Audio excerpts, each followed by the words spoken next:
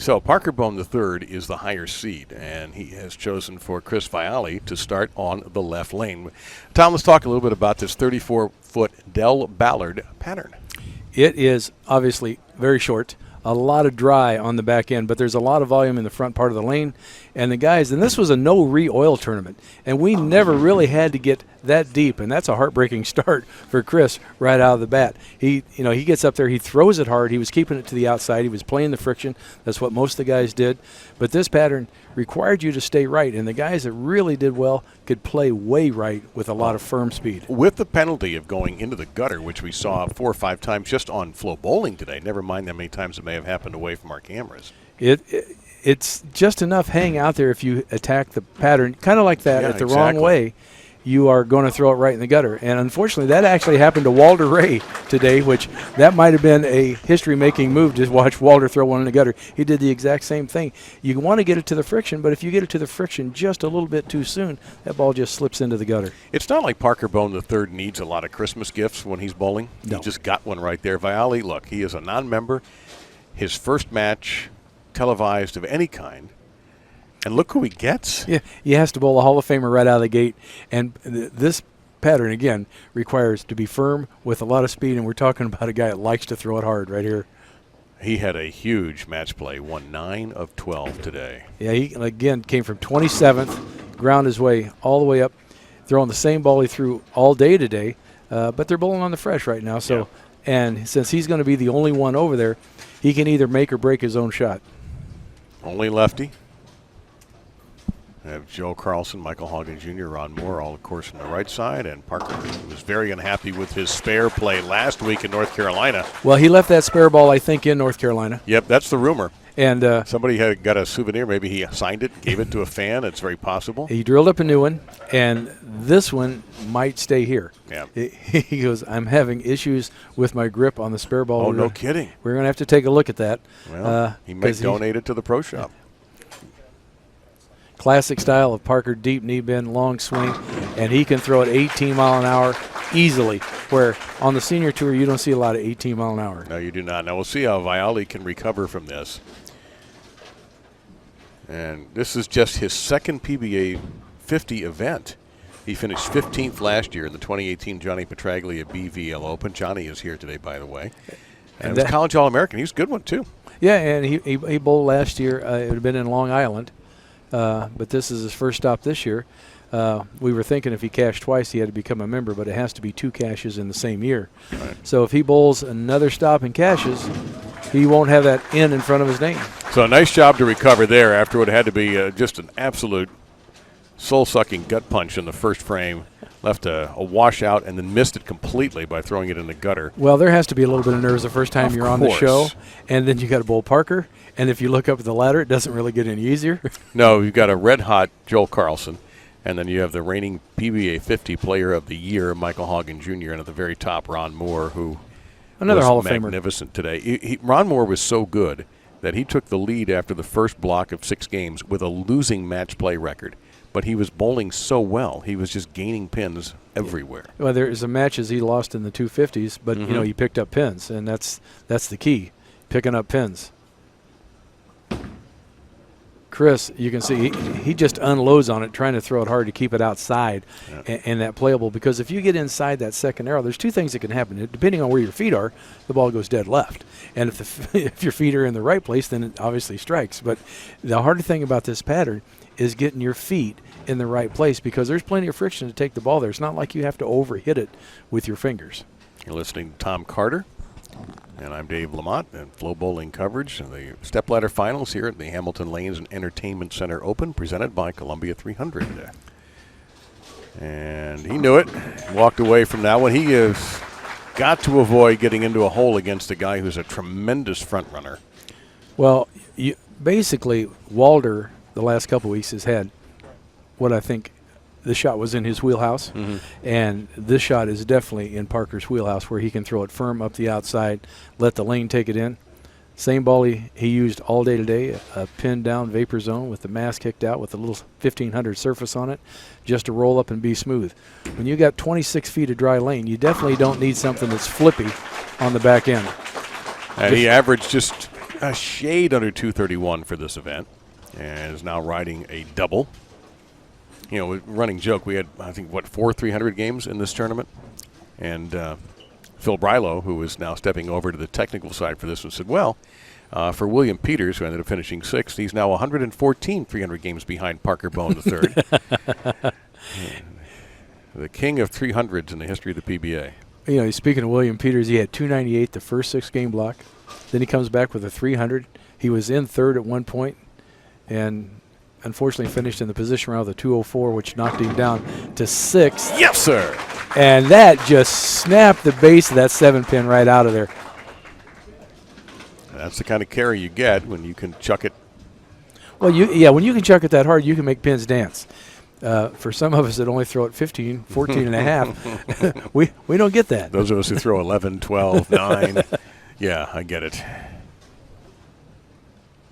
Yeah, Will Peters finishing just 3 pins. 3 back, yeah. Brian Schaefer was 7th. Walter Ray was 8th. Brian Bogosian. There's 9th. A name we haven't seen for a while. Masters winner. I thought he was going to make a show the way he was rolling. Hey, there you go. He started walking away from that. Yeah, it's like he knew that was going to be there. Well, his feet are so fast to the line, which generates speed, which you need on this pattern. But he's got that like stutter hop right there because I don't know if it's because his feet are so fast or if that's normally his game. But this being basically the first time I've seen him bowl, that happened all day today. Yep. And yesterday. 10th place, by the way, Lenny Bresch.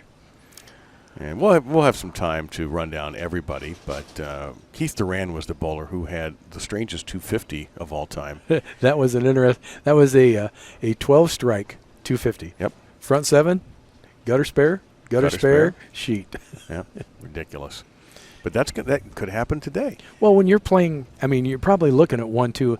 I was crossing with Gary Faulkner, and Gary was actually looking at. They have bumpers here, and he was looking at the arm of the bumper in the gutter to make sure he got it far enough right on the lane.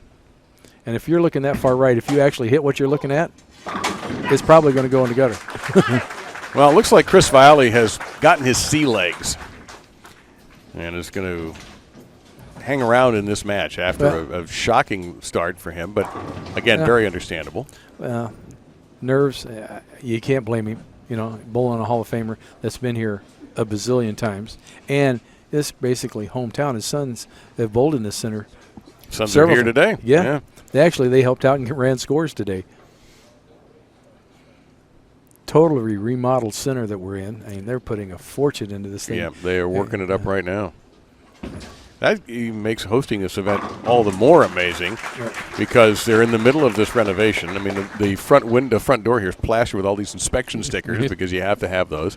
And they still managed to be able to put on a tremendous tournament and make sure that everybody's happy. It's going to be gorgeous once they get done. Looks like they got marble and all this beautiful stonework around. Yeah. It's going to be quite unique once they get done with it. And hopefully we come back here again next year.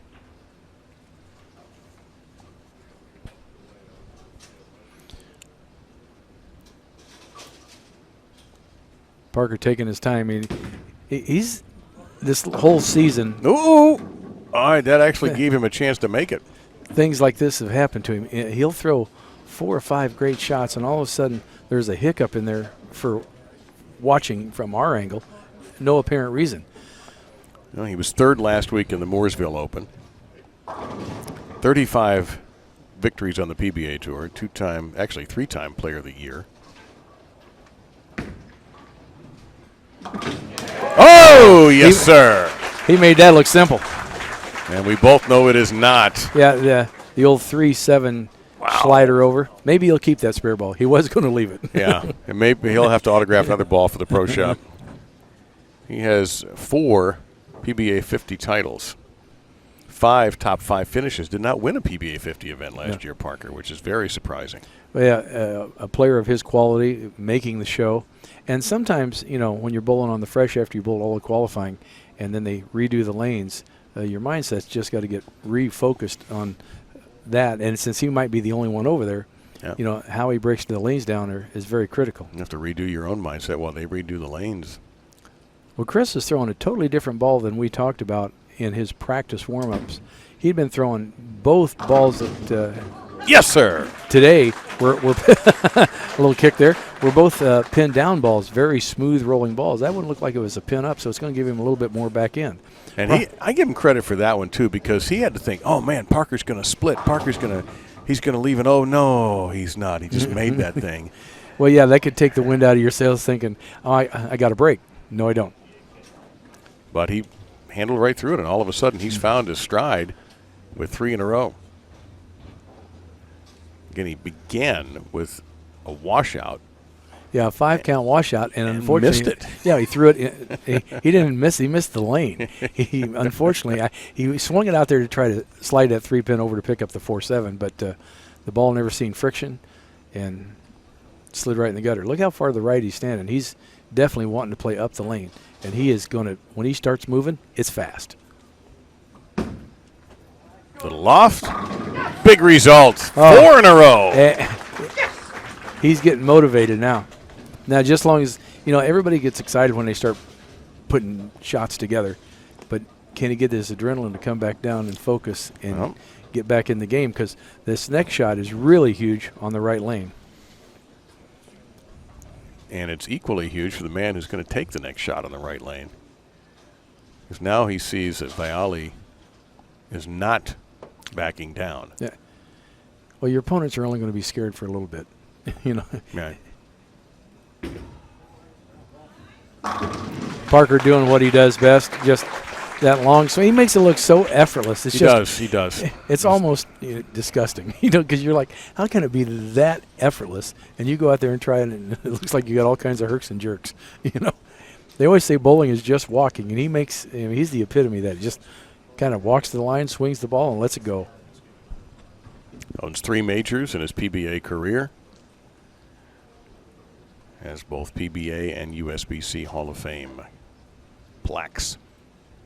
This PBA50 tour isn't getting any easier with the advent. We have Danny Wiseman out here now. Yep. He just came out. And he bowled. He made the show last week. Finals this week. Another strike for Parker. Well, it's going to get harder over the. Jason Couch. I was joking that he is hiding in a secret location, training feverishly to get ready for his PBA50. Yeah, he doesn't turn 50 till November, I don't think. So no, but he's coming out. He's ready. He's been talking about it for a year. And we got Steve Hodgkins. It's already out here. Yep. It's becoming the tour that we used to watch in the 90s. Late 80s and 90s. All these guys are out here. It's not like, I'll go bowl the senior tour and this is going to be a cakewalk. No, not at all. Even your super seniors, your Ron Mohr, who's now a super senior at 60, is your tournament leader. And Walter's 59. He's going to be 60 next year, which he's never going to get a super senior check, but he is in that number.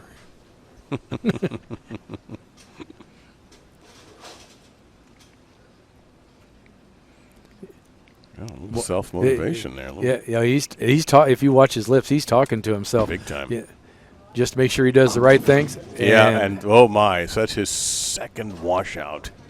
He doesn't believe that quite happened, but he took a little bit more time on that shot. The study long, study wrong type thing. You want to make good shots, but it seems like the longer you stand there, the more you just want to squeeze it a little bit. Don't think you're hurting the team. In this case, Team Viale takes another gut punch. This is not the easiest spare in the world to pick up. It's more difficult than the one he left in the first frame. Yes. With that 9-pin being back there, it's almost impossible. It can be done, but it is. That's the second time he's done that, gutted on a washout. He swings it out there too quick, and he's still into the oil when he gets it out there, and there's not enough friction. And I think that's a urethane ball he threw out there, and there is no help. Well, his max score now 207. He basically now just going through the motions because Parker's pretty much got this locked up. Yeah.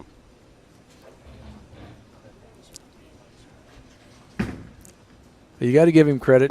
He led the tournament yesterday. Yes, yeah, he really got a 17:45 block, I think, yesterday. Yeah, he bowled absolutely fantastic. He was in the top 5. He was out of the top 5. He got back to the top 5. He made the show.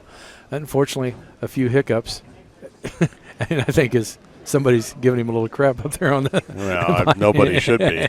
Got a nice crowd here, by the way, in New Jersey. It's been a lousy day outside. I thought it looked like that was going in the gutter again. I was, oh no.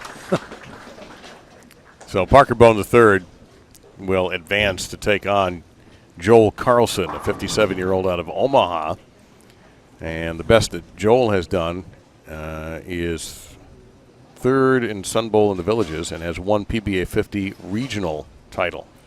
So when you talk, and I've bowled against Joel for years, and he's bowled a ton. He's a great player, and this shot is very conducive to the way he throws the ball. So you might see some unexpected striking going along because he can throw it hard and he can keep it in play on the outside. He's in the background. You saw Ron Mohr kind of turning his back to the camera as he paces around a little bit, the number 1 seed, and there's Ballard. Oddly enough, the man whose name is on the pattern is also here as a consultant for Storm. Man, just a little message to John and to Dell. Parker's not scared. No, he's no reason to be. He's the winner of this one. He's going to change balls. He's going to try some different stuff. I mean, this is the perfect time to see what the lane is actually giving you because every shot the lane changes. Well, for Chris Viale, a great event. It's one he'll never forget. Hopefully he'll have more opportunities. He has a very busy life in Massachusetts, and as was pointed out, the only reason he was able to get in is there weren't quite enough PBA members in. So, well, it's nice to see new faces out here. Oh, you know? yeah. And there's so many bowlers across the country that never got a chance to bowl on the tour because they were doing other things, their job and their families, and now they have a chance to come out. And these bowlers are really, really good. You know, just because you haven't heard of them doesn't mean they can't bowl. So a 268 for Parker Bohn III as he triumphs over Chris Viale, who's going to take one. Almost. Come a on. little left-handed shot there. Good tournament for Chris. Yep. Parker taking on Joel Carlson, which will be a good match because they both throw it hard up the outside. Yep. One from the right, one from the left. We will step aside for just a little bit while Joel Carlson gets a couple of warm-up shots in. Chris Viale acknowledges the crowd, but he has to clear the stage for our next match here at the PBA50 Hamilton Lanes Open, presented by Columbia 300 on FloBowling.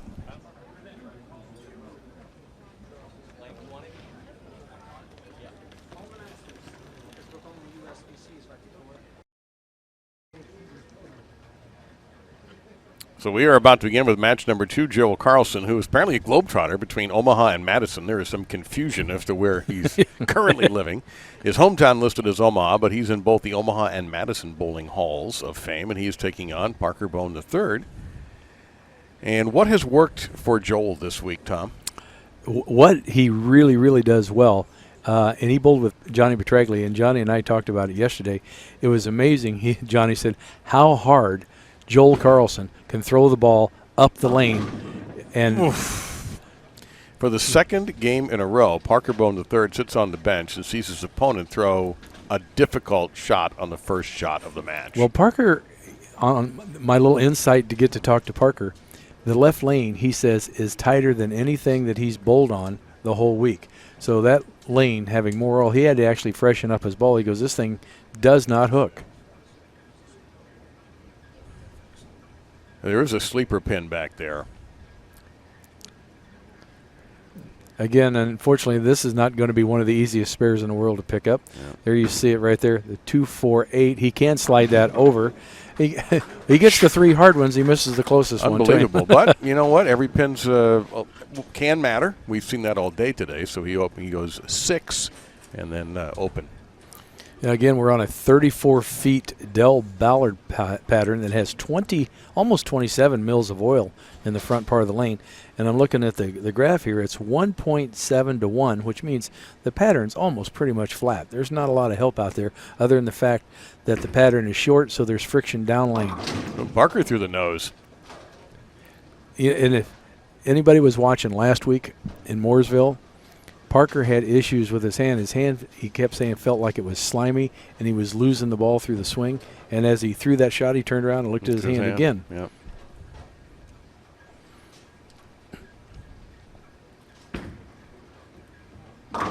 So far, that spare ball's still in the bag. It hasn't missed. Right. It won't be donated. It won't be in the garbage outside or thrown in anger at the truck outside. So the left lane, as Parker said, and looking at the ball here, you can see that little white dot there, that's the mass bias. It's kicked way out, so this ball starts picking up a roll as soon as he lets go of it, because with his speed, he needs things to get into a roll. Otherwise, he could throw it right through the break point with his speed, and especially if this left lane is a lot tighter. Oof. Well, that chopped up 10 pins pretty good. Yep. So right back to Joel Carlson. On deck, PBA50 Player of the Year from last year, Michael Haugen Jr. from Phoenix. And then Ron Mohr, Hall of Famer. Yep, inducted in the PBA Hall of Fame last year. First time on the show this year, definitely hungry. He's a two-time PBA 50 Player of the Year, and we'll talk a lot more about Ron, but his best finish so far is 9th, so this year. That was last week. And the way he was throwing the ball today, this pattern liked him a lot. Joel throwing a phase 2. Aggressive ball with speed up the outside. And the big brutal. The big thing about the release a lot of these guys were using, they weren't actually trying to touch it with their fingers. They were just getting it off their hand because they knew if they were in the right part of the lane, there was so much friction the ball would go to the pocket. And the guys that actually tried to hit it, they were in jail, because then you got this big X factor down lane where the ball either went right or it went left. But it never got to the spot that you wanted it to.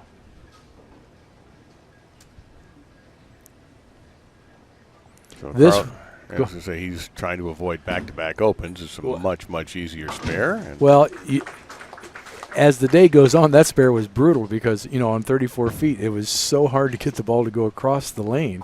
And then if you overthrew it, you could throw it right in the gutter because you're like, I got to get it across there because the lane's so dry. But this is a new surface, so on the good side of that, the ball skids a little bit farther than normal.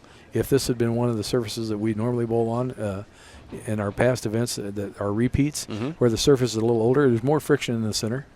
And with more friction in the center, the ball wants to check up a little sooner, and that makes it a lot harder to get the ball across the lane. So we'll see what Joel does here. Owner of one PBA regional title. And you can see why. There you go. He's starting to loosen up a little bit. But is it too late? I mean, it happened to Viale, although he also fell apart a little bit at the end, but he got off to a slow start, was great in the middle, and then just could not. By the way, Parker Bohn threw a 265 at him, too. So Viale really had to be on the very, very top of his game, and he was not. Well, anytime you're bowling a Hall of Famer, and the reason they're Hall of Famers and they're on this show is because they don't make many mistakes.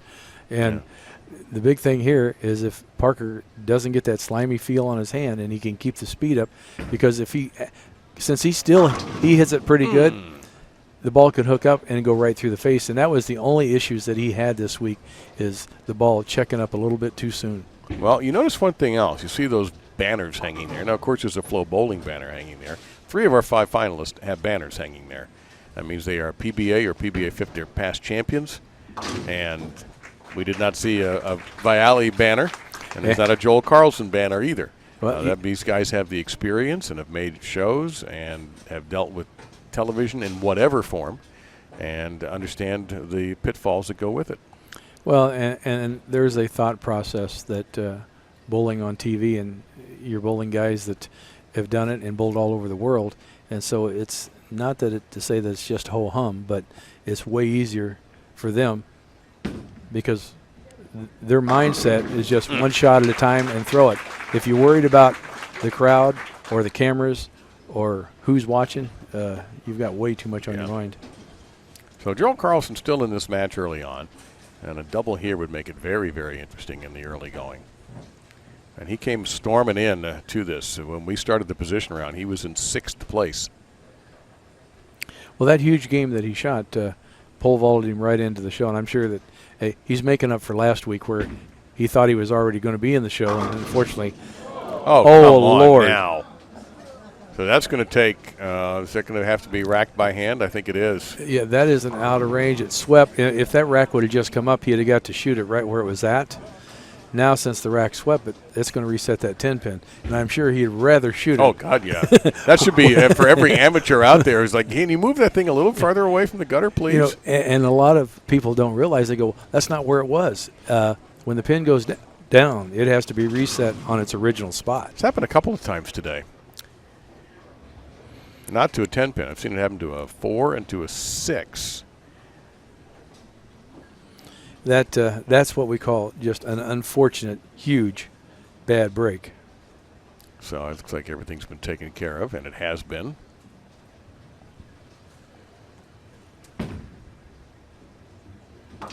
Whoa. Right. That was close. Yeah, from this angle, it looked like that ball was headed towards the ditch a little bit early.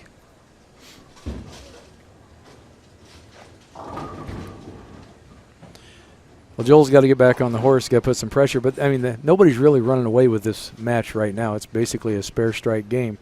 And somebody that doubles up is going to put some pressure.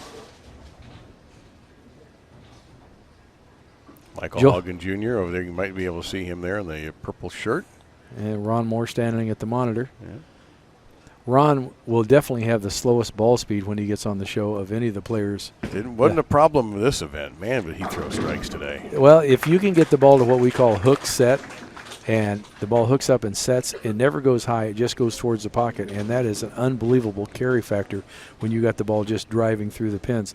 And his ball does a wonderful job, and that's all in his release. It's not the ball. Mm-hmm. So it's the way he throws it, and he has the ability to make that ball kind of hook stop, and kind of like Amuleto did way back when. It looked like it was rolling out right at the pocket. His ball hook stops, and boom, flush. He's got his eyes on Parker Bohn III, who's going to step back. Maybe a slimy feel in that hand again. Yeah, he's having such issues. What would that be? Is that perspiration? It's either perspiration, and he's been dealing with trying to change some of his pitches. Mm-hmm. And he's got a ball. He keeps saying, I'm going to throw it. I know I'm going to throw it through the ceiling because the pitches are so different. And he's scared to throw it. And he goes, maybe I'll throw it today after this is all over. Afterwards, yeah. But he is having trouble with feel. And that's, when you're a player like these guys, feel is huge. Because if you can repeat feel, you can repeat shots. And when it feels wrong, that's in your head. And you start thinking about that as you're trying to execute a shot, and that's no good whatsoever.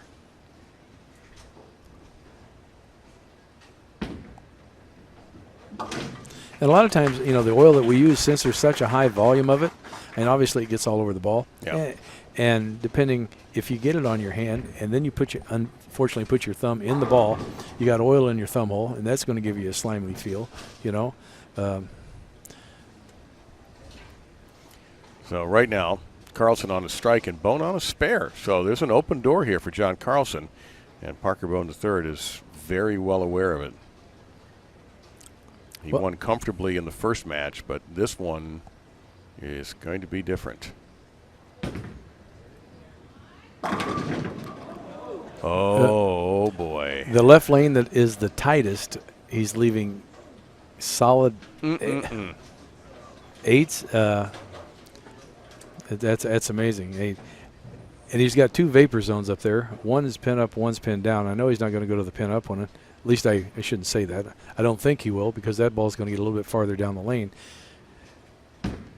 But I know he's not going to slow up on his speed, but you got to get the ball to drive through the pins the right way. So now he knows he's in the right area. It's just a tweak of the release, just a hair. But if Joel gets hot, obviously he can throw some strikes since he shot 288 to get to this point, Yep, Carlson averaged 234.85, was 6-5-1 in match play today. But when he won big. And especially when he needed it most in the position round.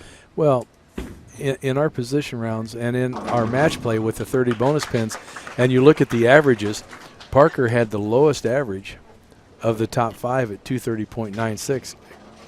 Viale actually had 234.96. He was the second highest average on the show. Carlson averaging 234.85. Haugen only averaged 234, but our tournament leader, he averaged 237. Oh, yep. That is Sir Strike-A-Lot. Joel Carlson with that unique. Oh, get a messenger? Yeah! That is a double messenger, and he doesn't even know what hit the 10 pin. He's like, that is a double, and you got to go, thank you. Yeah. But you watch his arm swing with that bent elbow. It's just kind of a unique, not awkward, but just a unique swing. It starts out straight, ends up kind of inverted, bent, and then straightens back out. So all of a sudden, Parker Bohn III steps back. He knows the score now. He knows he's trailing in this match. And his strike ball has left him at a bad time. Yeah, this is no time to be trying to figure out where to throw the ball to get the face upright. Yep. Oh, Well, he loved that shot. He thought that was dead flush, and it was. And that was the thing about this pattern. You could hit the pocket so many different ways, but getting the pins to fall down. I know that in my last couple of games, granted I got a check, and I'm tickled to death about that, but I hit the pocket a lot, and I couldn't get pins down, and I was 206 over, and it took 240 to make the match play round. Oh, no. That ball is staying in the there's parking lot. that look in his hand again. And, yeah. That's no good. Now, if that ball goes home with him, it still stays in New Jersey, but nevertheless, and all of a sudden, Joel Carlson is now sitting in a fantastic position. Parker can still put together a respectable, 217 max, but Carlson is hot right now. He slowed that down just a hair, and that's what he needed to do it without it going completely through the face. So Joel Carlson, now let's see how he handles success. We've seen him handle adversity when he washed out in the first frame and managed to pick up 3 of the 6 he had left. 3 of the 4 he had left, pardon me. Now he's got success, and sometimes that can be more difficult to handle than adversity. Well, true, and right now he's going at a 249 pace, so he's got to feel a little bit more comfortable. See that straight swing, and all of a sudden that arm bends up, and he is playing exactly where he played now, out on that 1-2 board and throwing it up there, because that's where all the friction's at. If you're wondering how he made the show, that's how he did it in that last game, throwing that very same shot, the ball in the 280s to advance. He has definitely put the pressure on Parker, and if Parker is going to need all of these strikes to actually force Carlson to maybe have a hiccup in the last couple. Firm wrist, long swing. And no, streak stops at 4 with a quiet 10. Here's a good test of your nerves. Okay, he's got a possible 229. Parker going 217. We have a match again. This is not the spare that you probably want to be shooting when you need to beat a Hall of Famer. Put it in the center of the lane. Don't put it on the edge. Yeah, we've seen too many drop off. Now, Parker missed a single pin earlier, which is uncharacteristic. One of the best spare shooters out here on the senior tour, along with Walter Ray. Oh, he did a nice job of that. He's handling the nerves pretty well. Took a deep breath, gathered his thoughts, gathered his adrenaline. And now let's see what Parker, off of the mistake in the 7th, came back in the 8th with a solid strike. Well, Parker needs to finish this out for 217. Strike spare for Carlson is 219.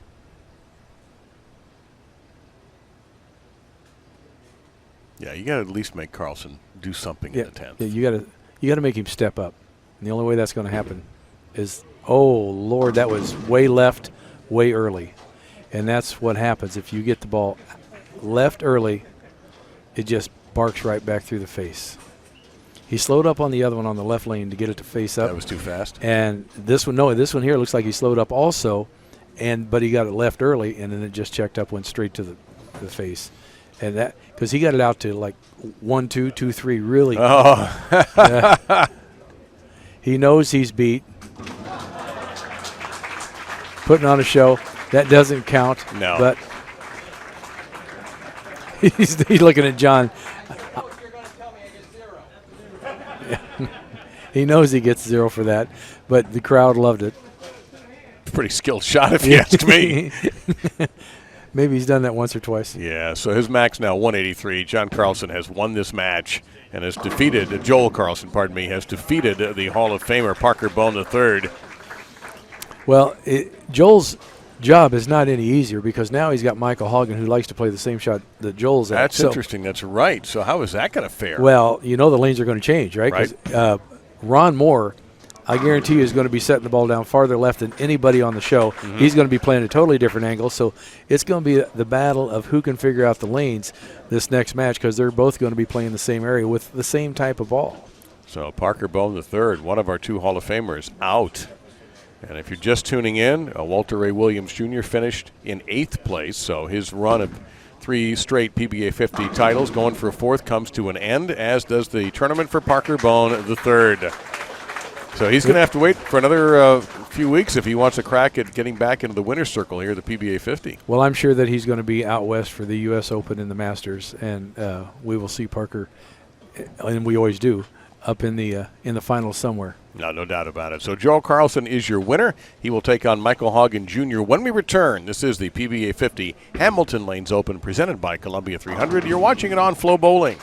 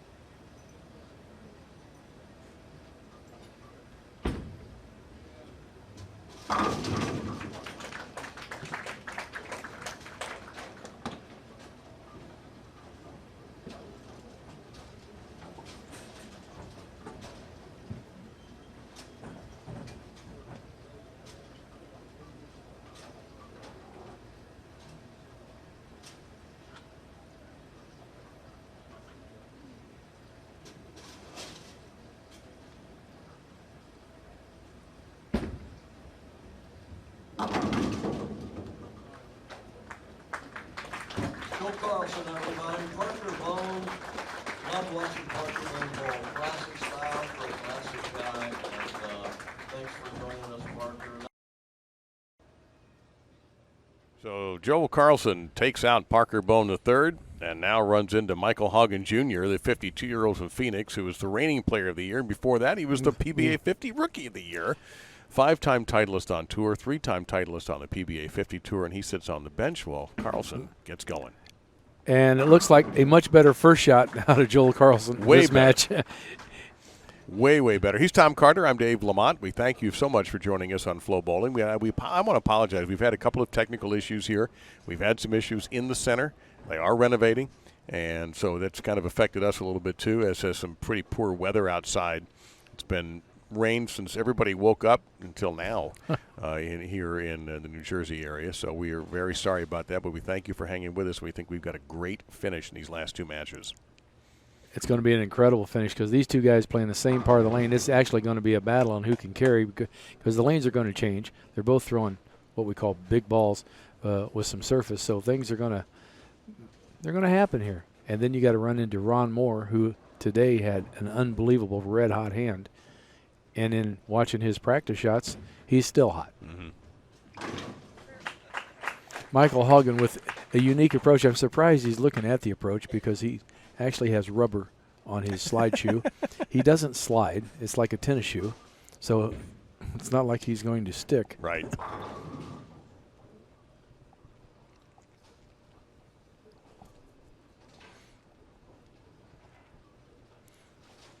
Got a good look at Michael. Ron Mohr in the background. His time is coming close to add to his trophy case, possibly.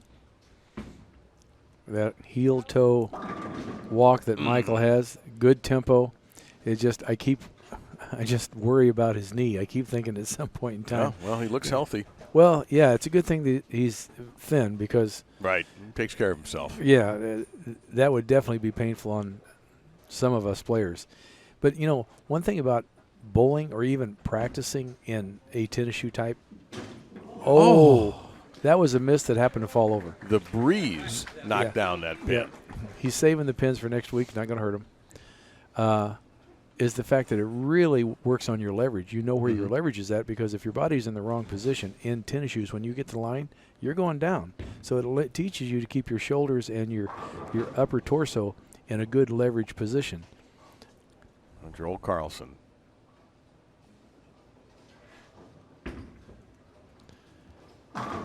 Joel. This is how he bowled to get on the show. What Right. you're seeing right here is he got hot late and ended up getting in the third position.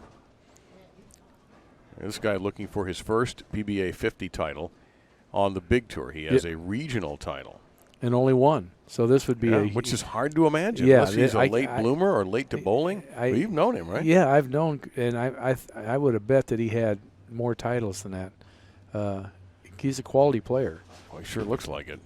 And he does what I have to refer to E.J. Tackett. E.J. was he did a video thing, and people had asked him, how he gets so much on the ball and his leverage.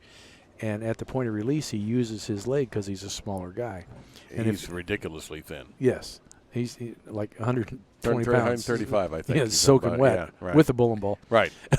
And Joel, if you watch Joel right there at the line, he uses his leg to create some leverage because he kind of raises in the shot to use that as leverage.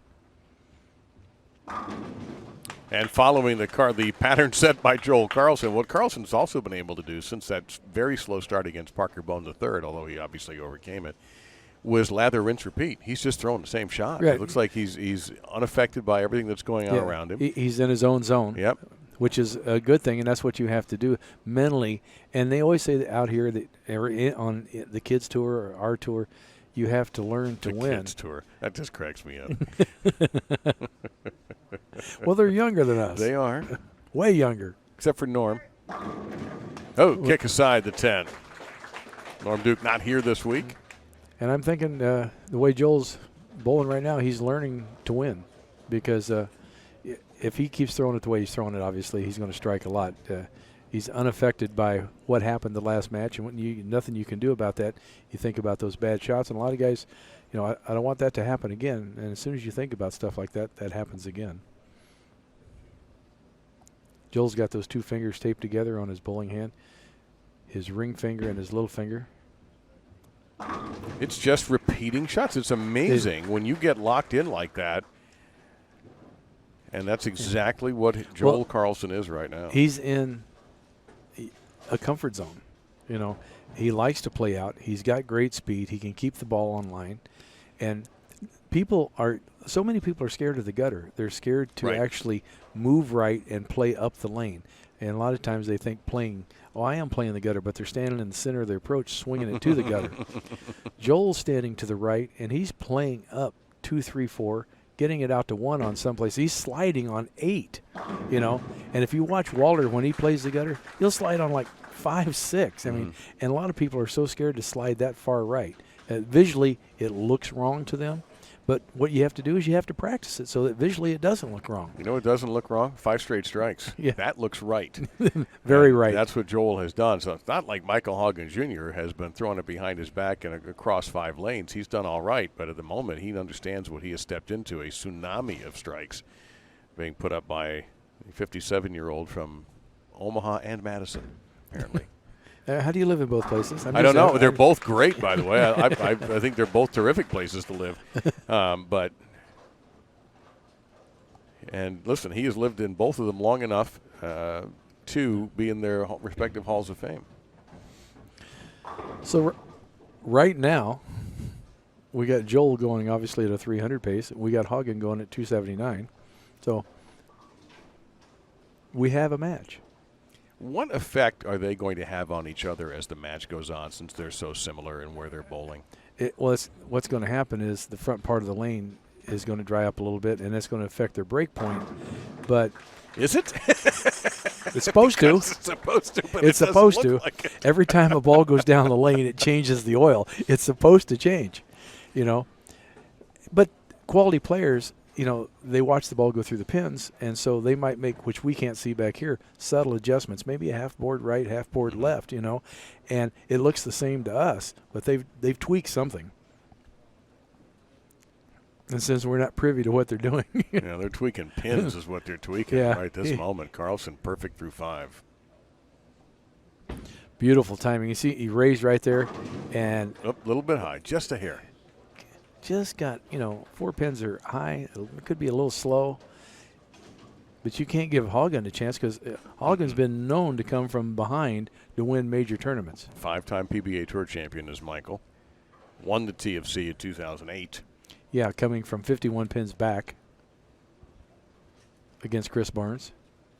That's right. I think most of us that are bowling geeks remember that show. I know he does.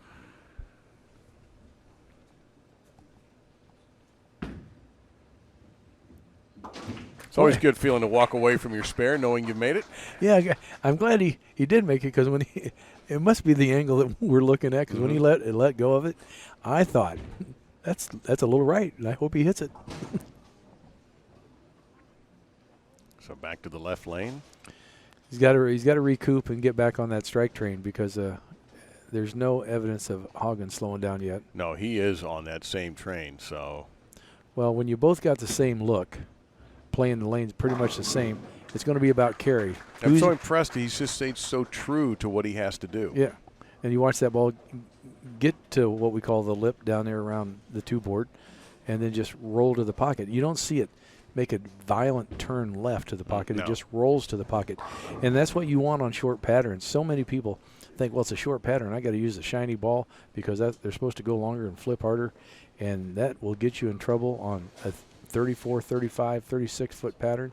You want it something smooth on the back end. Just control the pocket, and we talk about that all the time out here. Grip pressure and control in the pocket. Oh, yeah. He pulled the old elbow cord on that one. I like that one. Michael never shows a whole lot of emotion. He just keeps everything in check. Yeah, he had a trip 7 and a trip 10 that time. Ron Mohr in our view down there practicing. He is up next. He's in the number 1 position. He was almost just about 238 average for the He had a tough play. year last year. I mean, he made some shows, but he just couldn't get the job done last year on the shows, and that's just obviously uncharacteristic of Ron. He gets on the show, his mental game is unbelievable. Yeah, if somebody in the crowd said, yep, about the ball's about 30 feet down, it might have even been Haugen, but somebody liked that shot in advance. And look at this scoreboard. This is ridiculous. Carlson has to strike just to stay tied. Right. Carlson just had that one easy little hiccup, but he's shooting 279, and we have the possibility of a tie. Wouldn't that be something? At 279. Wow. You think you shoot 279, you're going to win, right? You should. It's got to go. It did. Yep. Carl, yeah, I just love to watch him bowl. He posts the shots. He's got a unique style, and his ball does the right thing. And he just, I can't believe he's got one title. I keep saying it. You sure there's just one? He's going to take a re-rack here. Sometimes that's a psychological thing as much as a physical, look down at the pins and go, I don't like them. There's been so many times guys get on the approach, and, they go, it's not quite right, but I'll go ahead and throw it. Yeah. And then they leave something. It's just, if there's doubts in your head, get off the approach, re-rack if that's what you need to do, or just recollect your thoughts and get back up there. Because if you make a bad shot, you're going to know why you did it because you got in your head, too. Yeah, it was in your head when you're standing on the approach. So you could hear the pins get knocked down in the background. And they should be to Joel's liking. And Joel starts out with the front 5, 9 spare, double. Haugen starts out 9 spare, 9 spare. The next 5. His best finish 3rd at Sun Bowl in the Villages in the PBA50 Tour. Just stalking. That split the 8-9. It kind of looked like, and that's the reason you re-rack, so that you make those kind of shots. You have to have confidence that those pins are going to go down. So Michael Haugen Jr., it's on you. It's on your shoulders now. It's like a tennis match here. and right now they're holding serve. This is like watching grass court tennis where it's very hard to break serve. And that's what's happening here. This is not a clay court match. This is an offensive show of big ace serves. And they've been acing it pretty good. Michael's routine is the same all the time. He gets set, looks down at the ball, looks up. And, ooh, that was a good shot. Just has to come in just a hair light to get that 6-pin to go around the 10. And that has to feel almost like a gutter, knowing how good Carlson is at the moment. Right. Well, it definitely feels like he just got punched in the gut because you need that strike because, that was a. That happened once before today. We saw something like that happen where there was a burp in the system, and they're going to have to take 9 of those down and leave that 10-pin up there for Michael. You know, that, well, for a player like Michael, it shouldn't bother him. But, when you get up and you're set and you're ready to go and something does something like that, and now you have a different mindset, and it can mess with some people. But Michael being the quality player and obviously Rookie of the Year, Player of the Year with 5 titles, this shouldn't bother him at all. That was fixed about as fast as you can fix a mistake, and it doesn't. But he definitely needs to strike here to make sure that, just to remind that Joel is, I'm here, I'm still in the match, I haven't gone anywhere. I'm sure he thought he was going to strike on that ball before that spare. Yeah, Michael, now with a possibility 258, Joel going still at 279. This is a must-strike situation.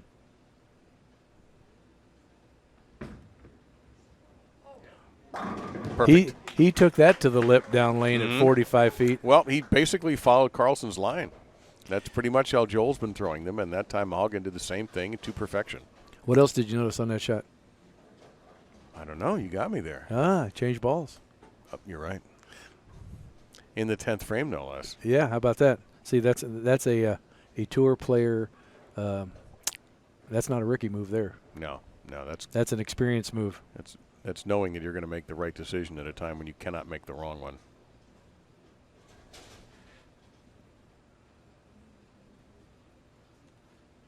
It's fun to watch when guys are bowling like this and they're just making beautiful, crisp shots. Yeah, that just checked up a little bit too soon. That one a little high. So if he converts that, he'll have a 248. Which just makes Joel show up in the 10th. Ooh. Got it? No problem. I know what you were thinking. They all look like they're going not to go there. So Joel Carlson just needing a mark. A mark away from getting a chance to bowl for a championship. His first title. Against somebody who's got a few. Ron Mohr, Hall of Famer. And is loving this shot. But it looks like Joel's loving this shot pretty good, too. He should be. Well, he still stays true to that shot, and he breaks up trouble. A little high, a little slow, but that's all he needed to go on to the next round. Good for Joel. It's nice to see new people get into the stepladder and at least get the chance to bowl for a title. So it'll be Ron Mohr and Joel Carlson. Ron now hitting the super senior mark of 60 years old. You wouldn't know it. Still in great condition. Yeah, 450 push-ups a day, 750 sit-ups. Yep. We all do that. You do. When do you find time for that? That's what I want to know. When is there time? I roomed with him in Germany when we had to go over there and bowl, and I watched it, and I went, and this is before we had to go bowl. 750 sit-ups, 450 push-ups. It was amazing. I do 450 push-ups in a year. So Joel Carlson has defeated Michael Haugen Jr. Now he's got another Hall of Famer to deal with, Ron Mohr. That'll be for the championship here at PBA50 Hamilton Lanes and Entertainment Center Open. It's brought to you by Columbia 300. The championship match is coming up next on FloBowling.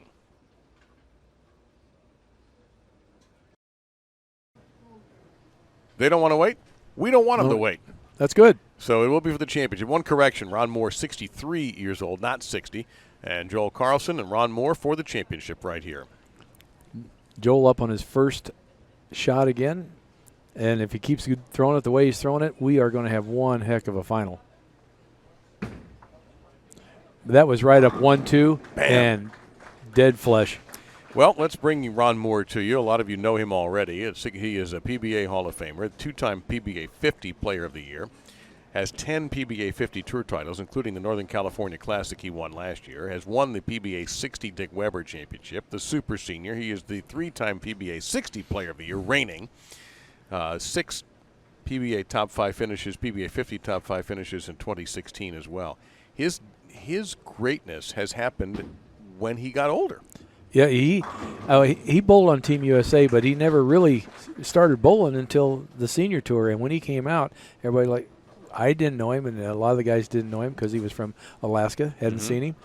And we're like, who's this guy? Because he sure strikes a lot, and he hasn't stopped. No, he hasn't stopped. And his line, now let's explain Tom Carter, Dave Lamont here. Tom, what are we going to see differently from Ron that we've been seeing from Joel? Oh, you're going to see Ron, he's going to be farther left. He's using a little bit bigger ball, and he's going to be sending it to the gutter. And he's got such a unique roll because if you watch his hand set up, and that index finger with all that pressure on the ball, his ball actually checks up and stops going right to the pocket. We call it hook set. And when you can get hook set where the ball stops just like that, wow, you're going to strike forever. And well, it seems like it. And his mental game is incredible, being a retired air traffic controller. Mm-hmm. You know, that's got to be mind-boggling, I think. You know, so my dad did that, and that was in the slide rule days when he did it. So yeah, it takes a real low pulse for that gig. When he gets on the show, and I think that's why he's won so many titles. I mean, his focus is incredible because he has to focus and block everything out. If you're landing planes with people on them, you got a lot of lives there, and he gets on the lanes. He just in his own zone. He's in the flow zone, that's for sure. Yeah, and so are you all right here with Carlson and Mohr, and they're off doubling to get this championship match underway.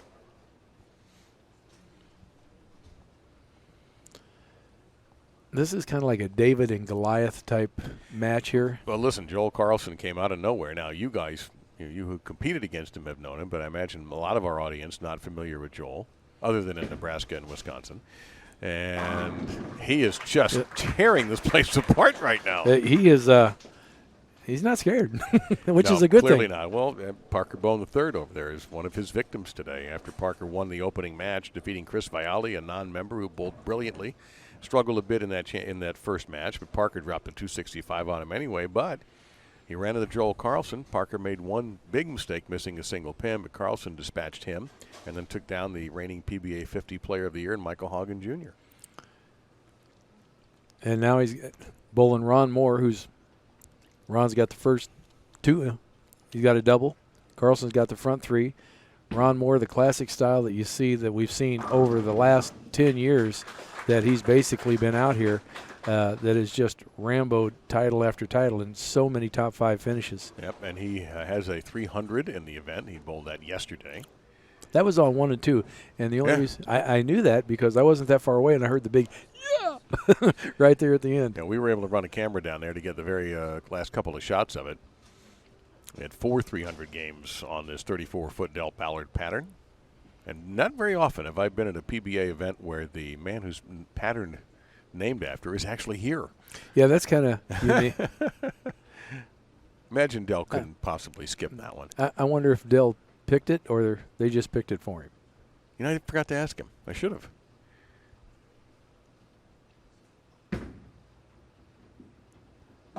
You watch Ron's ball. It doesn't look like it's really rolling until it gets to 45 feet. It changes directions, right. Picks up a rev, and just goes through the pins. So who's going to be the first to blink here? Well, it doesn't look like either one of them. Well, that's a good thing. If they don't blink, then we got another time match at 300, and that would be Great. incredible. That's going to cost Tom Clark. Phil, would Tom pay $2,000 if these guys both threw 300? Sure he would. Come on, Tom, you can do it. We're a little ways away yet, but if I'm Tom, I'm checking to see if I've got my wallet on me.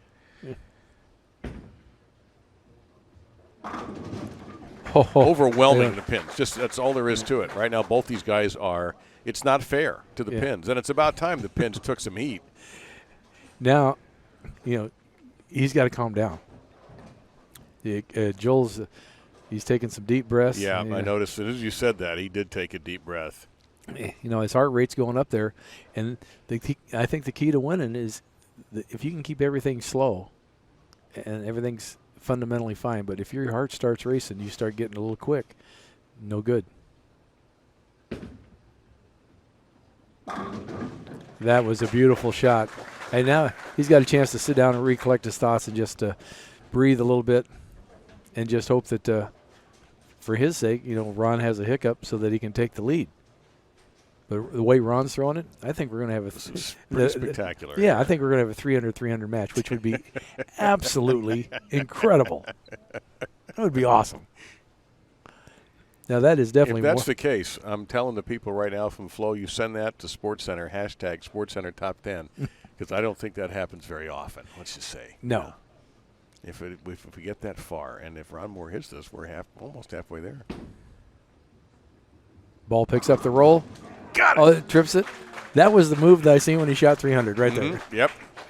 Well, there was some suspense on that one because I think he knew that shot was maybe not the very best he had. Yeah, that was a little high. Yep. Yeah, but he got the trip.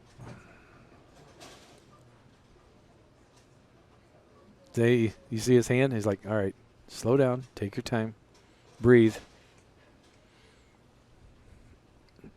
But again, I mean, doing what he did for a living, I can't believe that his heart rate ever gets up there. It might. It might surprise you. He's even with his commitment to fitness at 63. 750 sit-ups. It's just. Yeah, that I can do in a month. No, in a month. No, that's like 3 months, 4 months for me. But the push-ups, man, not with my wrists. Yes, sir. Holy cow! 6 for 6. We have a Tyson Ali match here. Somebody's got. My goodness. So, Joel, your serve. Yeah, it's a. This is one of those Wimbledon 5th set tiebreakers that goes to 22-22 or something before somebody finally, wins it. Actually, I take that back. Wimbledon, they don't play 5th set tiebreakers. They just keep playing games for forever.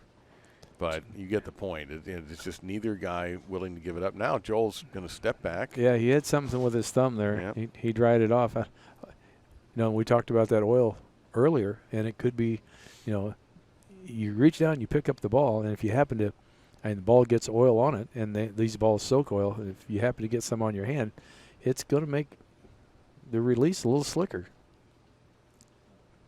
He doesn't take much time at all, which is a good thing. He's not overthinking it.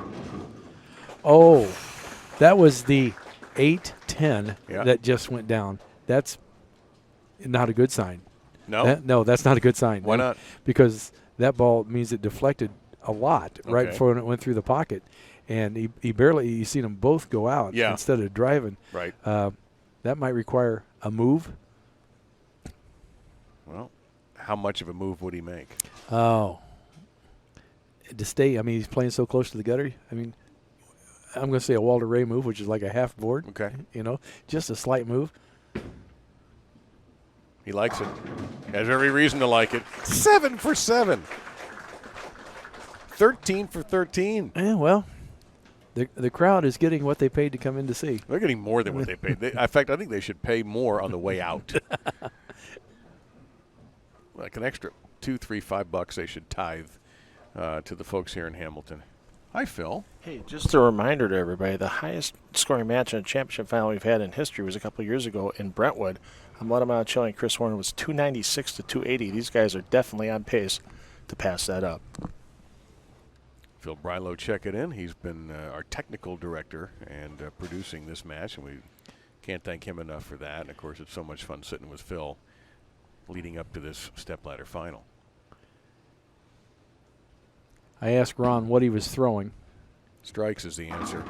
Besides that, you're very right. Besides that, he was throwing a Daredevil Danger, which is like a 2-year-old ball. And he just hangs on to it for this pattern. And it's a symmetrical ball. It's pin up, which means it's going to turn off of the friction fairly hard. And it better be in the right spot because once it turns, it's going to go. And his is setting up to the pocket unbelievably. 7 frames. We haven't seen a spare shot in this match yet. I don't want to. No, the spares are boring after what I've watched here. It's going to be hard to watch normal bowling.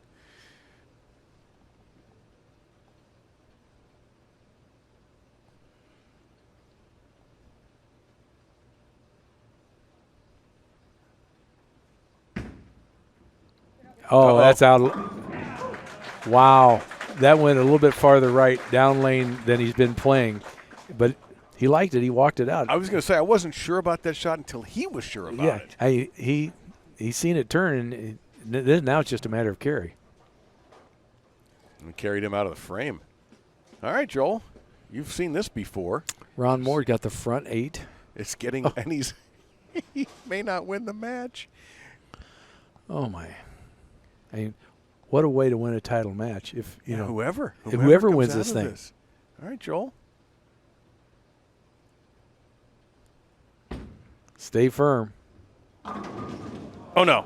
Oh, he didn't like it quite as well. We will But find we out. still have, he picks this up, strikes out. There's still 279. But look at him though. He has to think. Oh, I may have just lost the match because Yeah. I didn't make an 8th straight strike. I'm Look how absurd that is. I'm going to lose 300 to 279 on TV.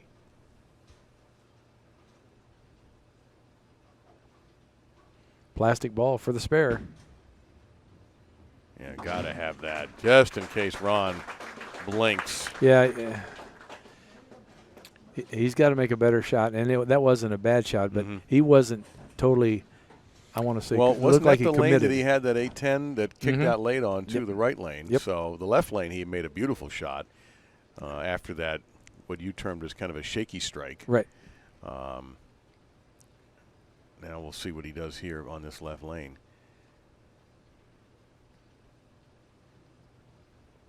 You got to stay firm. No trouble at all. That shot was more gooder. Threw that with a great deal of confidence for a man who's now all of a sudden losing with 219 in the 8th. Yeah. That's a technical term Yeah. that we use out here. Yeah. Wow. Well, Ron Mohr, with 2 more strikes, is looking for extra cash in a title match. Yeah. There's a $1,000 bonus from the PBA for a 300 game in the championship match on a PBA50 event. And you watch these guys. I don't care what guy you watch. They're talking to themselves. It's self-talk, telling them to do the right thing, and it's important. You can't just assume that you're going to do it.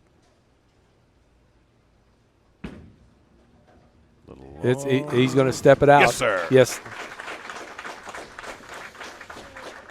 Ron Mohr with the front 9 going into the 10th. We have a possible 300. Poor Joel Carlson is going to shoot 279. And not win. That's ridiculous. That's ridiculous. All right, so we got 3 to go for a winner's check. Well, this one here is the most important. $1,000 bonus. Yeah, he's got to win the darn match. Yeah. This one here's for the match.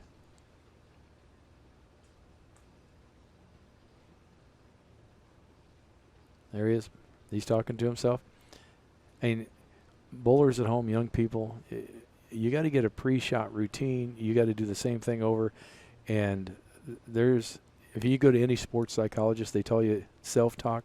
Make sure that you keep your right frame of mind, doing the right thing. Oh. Gotta go. He didn't like that at all. No, quiet 10. It's over for Ron in the strike streak. But now What about the match? we got a tie. We could have a possibility of a tie again. All right, so I've said that about $1,000 15 times, but we got a possibility of a tie. The $1,000 goes back in the safe. Tom Clark's going, okay, I think Tom would have been happy. Oh, to he'd have pay been- him. yeah. He would have been delighted. He'd like to seen both of them. Oh, in there? Okay, all right. Thought That was kind of a unique yeah, release. his reaction was what fooled me because he kicked his leg back like he thought he missed it. Well, he needs a strike here to force Carlson to strike out the tie. He's got to strike here because if Carlson does strike out, it's 279. If he only gets 9 here, 279 to 278. Huge, huge ball right here. If Ron Mohr strikes, the best Carlson can do is tie him.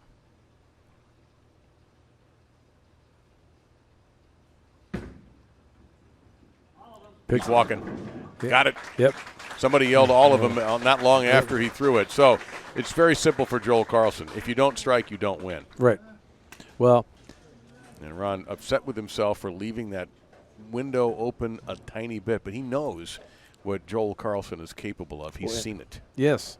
And Joel is I wouldn't be a bit surprised if Joel strikes out and we go into one-ball roll-offs, which would be strikes, and then we have another roll-off. And would there be more strikes? Would there be a 300 that way? We might have a whole other game. Could we get them to pay the 1,000 if they threw 12 strikes and a roll-offs? All right, this has to be a strike. It is. Yep. That's 1, 2 to go. That was pure. That was pure. Nerveless. Yep. Which makes it all the more remarkable. You're looking at a guy with 1 regional title, best finish in the PBA 50, 3rd place in Sun Bowl in the Villages. And he is toe-to-toe with a Hall of Famer. And these have been – nobody's jabbing here. No. And how many strikes has he thrown in his matches to get to this point? I mean, Well, just think what he had to do to get on the show. He was in 6th place. Yeah. This has to be a strike. He raised it. 1 to tie. Possibility 279 tie going into a roll-off. This is a huge. Parker Bohn, the third, came over here with his eyes about the size of dinner plates. He's enjoying the heck out of this, and why wouldn't he? Yeah, well, and for the first time at this facility, this has got to be a great thing for them. You know, the tournament has come down to this. If he doesn't strike, he doesn't have a chance. 10 back. He needs them. And it's a messenger. He got it! We have a tie with a messenger. Now we go to a 1-ball roll-off. And John Weber will explain that to our audience. We'll stay right here. The PBA requires a 1-ball roll-off to break this tie and to determine the champion. Ron Mohr has the choice of which lane to bowl on and which order to bowl on. Ron, what's it going to be? Okay, Ron Mohr will go first 1-ball roll-off. What would be your strategy here? Would you want to go first or second, Tom? Oh, I'd want to go first. Yeah, that's what everybody says. Every player I've ever talked to, I always ask that question. Yeah. And every single time, I've not had one player say I want to go second yet. No, I want to go first, and I'm going to pick the lane that I strike on. I mean, you would think. Well, wait a minute, dude. That's all of them right now. That's true. That's both of them. Well, and you almost want to pick a lane that your partner left a 4-pin or a 10-pin on too. You know, but but again, neither one of those were bad shots. We've had 2 single pins left the entire match. All right, 1 ball. Joel's got to follow.